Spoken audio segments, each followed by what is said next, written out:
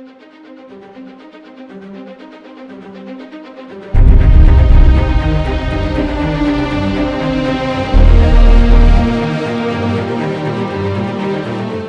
Joe decides to start making changes to his life. He starts going to the gym. He's running every day, jumping ropes. He got him some dumbbells at the house. He has him a workbench that he does work on every now and then.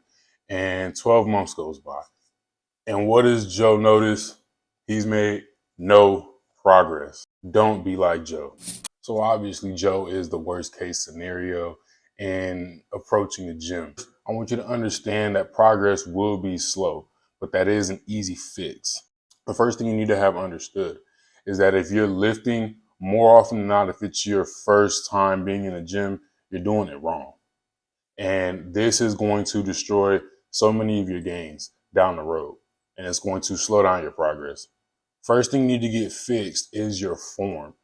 When you are going to the gym, don't be the guy who's trying to ego lift. Make sure that you are able to lift properly. You want function first. You want to be able to lift in the correct fashion so that way when you do start adding weight, you avoid injuries and you can actually start packing on the muscle the right way. Another thing you need to have understood is that your program needs to be geared towards gains. And what does that mean? Most people, they go in the gym and they have a picture that they want themselves to look like. More often than not, they find the cable lifts, they find the machines and stuff, the assisted weights, before they actually start trying to lift free weights. And this is another thing that's going to kill your gains. When you first get in the gym, you have to understand that if you don't have mastery over your range of motion, like actually range of motion, not without any assist, you're not going to actually be training strength. How you're lifting is going to determine whether or not you're actually going to be building muscle. And lifting with a bunch of cable machines when you first start out is a surefire way to slow down your progress along your journey in the gym. Another point, I have no doubt that you have a favorite fitness model, bodybuilder, athlete, someone who is in competitive athletics that you're aiming at becoming. You're aiming at developing a physique that looks similar to theirs. You need to set goals of the greats. If you're going to aim to look like somebody, get an idea of what their specific workout plan is. Don't just go in the gym and try and lift and think that you're going to attain that exact look if you're not following the same regimen that those people are. Understand that this covers diet, this covers the actual schedule for when they're training their specific muscle groups and how they're cycling their supplements. But more often than not, you're going to find if you're aiming at the right people, you're going to find that the best bodybuilders are all natural. Do not follow the people who are on steroids. You will spin your wheels because unless you're willing to take steroids, you're not going to get to where they're at. Another point, you need to be keeping fitness at the forefront. When you're in the gym, understand that this is a lifestyle. This is not something that you're doing. You're just going to the gym and the rest of the day you're fucking off with your diet. This covers all 24 hours of the day, especially once you get to the phase where you're bulking and you're cutting. If you go to the gym and you're lifting super heavy, but you're not optimizing your meals, your caloric intake to actually assist with the building of those muscles, you're never going to get to the size that you want. And I spoke on this in another video. You need to understand how to bulk and cut the right way. Otherwise, you're going to be adding months to the process of getting to where you want to be at. The last point of this part is making sure that you have people who hold you accountable. And this goes into building your tribe.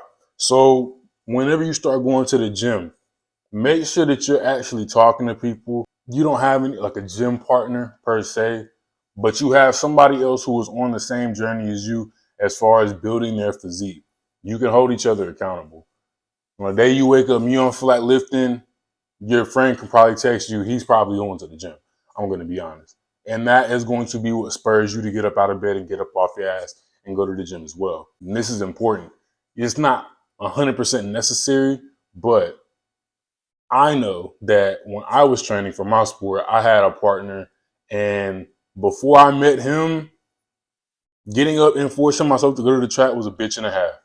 After I met him, it was still a bitch and a half, but it was a lot better dying with somebody next to me on the track than dying out there alone at 4 in the morning. I'm also going to encourage you to find a rabbit to chase within your gym. Now, obviously, don't be no motherfucking weirdo, you know what I'm saying, just watching people and shit when they're working out. But if you see somebody in your gym who is moving crazy weight, try and chase it. Try and become the strongest person in your gym. That is a worthy goal, especially if you're in a gym that attracts a lot of people from your city. Do not be one of them motherfuckers who, oh, I just like being in the gym by myself. That's bitch shit. Don't be a pussy. The only people who like to lift in the gym alone all the time, people who are scared of people who are bigger than them. And I firmly believe this. Go to the gym at the time where it is packed out. See who you really are within your hierarchy within your gym. This will propel you on your path. I promise you it will. This has to be something that you are committed to 24/7. If you say that you're in a cutting phase, you need to be going in the sauna. You need to be making sure that you're fasting the right way. And you need to be plotting out and tracking your calories on a daily basis. If you're bulking, you need to be making sure you're getting your caloric intake. You need to be making sure you're getting all your protein. And for God's sakes, bro, when you're bulking, don't just eat a bunch of fucking McDonald's. Now, I know there's a difference between dirty bulking and clean bulking. Do more clean bulking, because whenever you start to shave that shit off, you'll notice that your physique is a lot more leaned out. You get a lot more definition that way. And I know people like bro science will tell you that if you're bulking, just bulk however you can. Do not do that shit, bro. Because when you get older, you're going to have all type of complications with your heart and shit like that. Some of your favorite bodybuilders have gone to the grave because of doing stupid shit like that. And be deadly serious with yourself every day. When you're lifting in the gym, make sure that you are seeing yourself in that fucking mirror. Be it when you're changing your shit and you're putting it in the locker, when you're lifting in the middle of your workout, or when you're leaving. Be deadly serious with the person you see in the fucking mirror, because that is the only person who's going to get you to where you want to be. If you say you want to get to the 220 club, the lean 220 club, the 10% body fat and below 220 club, be serious about that shit. It's not going to happen with you pussyfooting around. I can promise you that. But that is everything. I'm going to leave you with all that. This is just more cold game. Be easy. This is all just some more cold game, some free game that you're going to be needing on your self-improvement journey. Hope you enjoyed the video. Remember, on your self-improvement journey, keep your chin up, your chest out, and always keep it pushing.